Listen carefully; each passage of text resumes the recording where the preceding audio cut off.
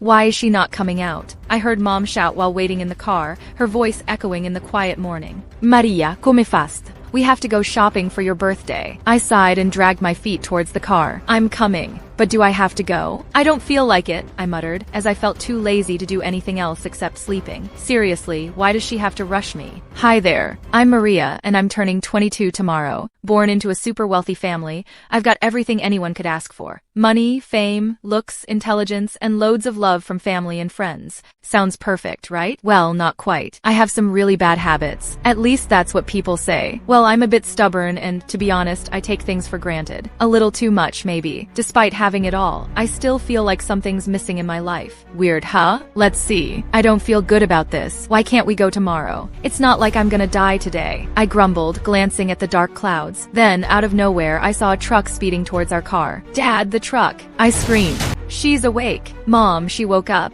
were the first things I heard as I struggled to open my eyes. My head felt like it was splitting open. Thank God you're okay. How many times have I told you not to overwork yourself? Said a woman, pulling me into a hug. Wait, what? Overwork? Me? I pulled away, my eyes widening in shock. Excuse me, who are you? And why does my head feel like it's splitting? I asked, squinting at the blurry figures around me. She is your mom and I'm your sister, Maria. And you fainted because of working too hard, my sister said, handing me a cup of water. As I drank, my vision cleared and the crash memories flooded back.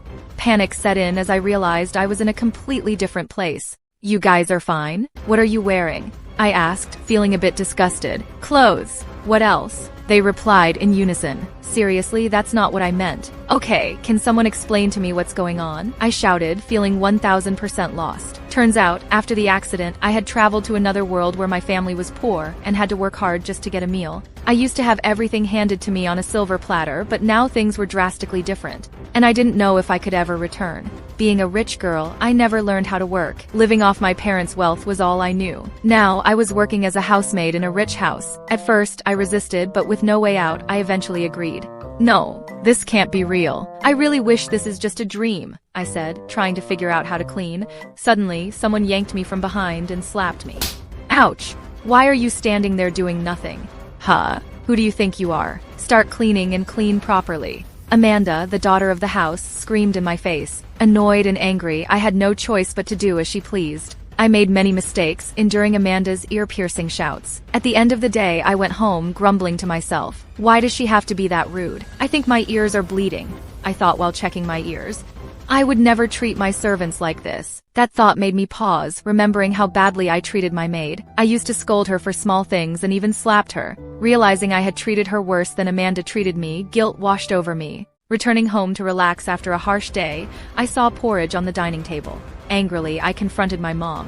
What is that? You want me to drink that? Do you even know how hard my day was? I know you had a tough day. That's why I made you some porridge. That's all we have left at home, she replied. But did you eat it? Is it edible? I asked, feeling frustrated. Shut up and eat. None of us have eaten today, but I gave you some porridge because you were sick. Look at your sister, she's hungry too. Share it with her, Mom said angrily. Guilt resurfaced as I recalled my behavior. I ate silently with my sister and went to bed. Lying there, memories of how I ignored my mom's efforts to eat with me and threw away her food without caring about her feelings flooded my mind. Now, I realized how hard life was for these people. I missed my parents. Days passed, and life hadn't gotten any easier, only worse.